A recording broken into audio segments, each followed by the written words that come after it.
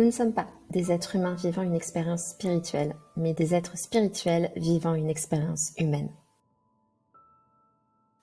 Et salut YouTube, bienvenue dans cette nouvelle météo où je te décrypte les énergies de la prochaine pleine lune et ainsi te permettre d'en tirer parti pour tous tes projets, plutôt que de les subir. Mais d'abord, c'est quoi une pleine lune? Une pleine lune est une opposition Soleil-Lune. En l'occurrence, celle-ci aura lieu dans le signe de la Balance, jeudi 6 avril 2023 à 6h33, heure de Paris. Le Soleil entrera en Bélier le 20 mars et y restera jusqu'au 20 avril. Lors de ces dernières lunaisons, notre mental a beaucoup tourné autour de questions telles que qui suis-je, quelles sont mes valeurs, mes limites, en quoi suis-je unique, comment je fais briller cette unicité, cette différence, comment je contribue.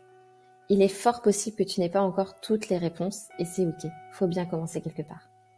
La Lune représente notre besoin émotionnel. En Balance, elle a besoin de se sentir équilibrée avec elle-même, de prendre son temps pour peser le pour et le contre, d'aimer et de se sentir émerveillée par la beauté et l'amour qui l'entourent. Cette opposition Lune-Soleil t'invite à calmer le mental, à prendre ton temps et à t'ancrer. Tu sais, en ce moment, tout bouge dans le ciel, nous assistons depuis quelques semaines à d'importants transits, alors il est normal que tu te sentes perdu dans tes questionnements. Ne cherche pas à couper court en supprimant des problèmes. Prends le temps de méditer pour écouter ton intuition. J'espère que tu n'imagines pas que nous avons terminé, car autour de nous, il n'y a pas que le Soleil et la Lune. La Lune est opposée au Soleil, mais aussi à Jupiter. Toute ta volonté d'expansion et ton pouvoir sont tournés vers cette graine que tu cherches à faire germer, alors que tu as aussi profondément besoin de prendre le temps. Attention à ne pas aller plus vite que la musique. Comme en sport, ce sont la qualité d'exécution du mouvement et une bonne posture qui priment. D'ailleurs, Vénus est toujours en Taureau en quête d'ancrage. C'est auprès des choses simples qu'elle a envie d'aller chercher ses joies. Un plaid, du popcorn, une balade sous le soleil renaissant, un livre des amis, qu'importe. Elle veut se sentir bien pour avoir l'esprit clair et disponible à sa quête de sens. Justement, depuis lundi 3 avril, Mercure s'installe en Taureau. Lui aussi souhaite se poser. L'heure n'est plus à la démonstration de ses idées, mais à les cultiver. Transformer la pensée en quelque chose de concret qui contribuera à autrui. Ce que Vénus désire, Mars part le chercher.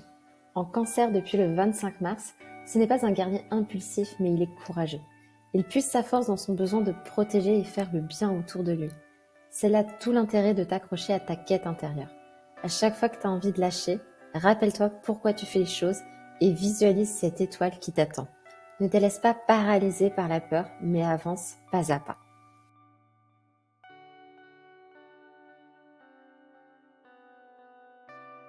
Cette quête de sens est portée depuis plusieurs mois par Neptune, qui représente ton instinct et qui joue à domicile en Poisson. Dans le confort de son terrier, elle rêve d'un idéal. Mais rassure-toi, depuis la dernière pleine lune, Saturne, ton sérieux, est entré en Poisson afin de temporiser Neptune et lui apprendre la patience. On peut se sentir découragé de voir notre vision si lointaine, car elle peut sembler alors inaccessible. Mais Saturne nous rappelle de regarder chacun de nos petits pas plutôt que le chemin qu'il nous reste à parcourir.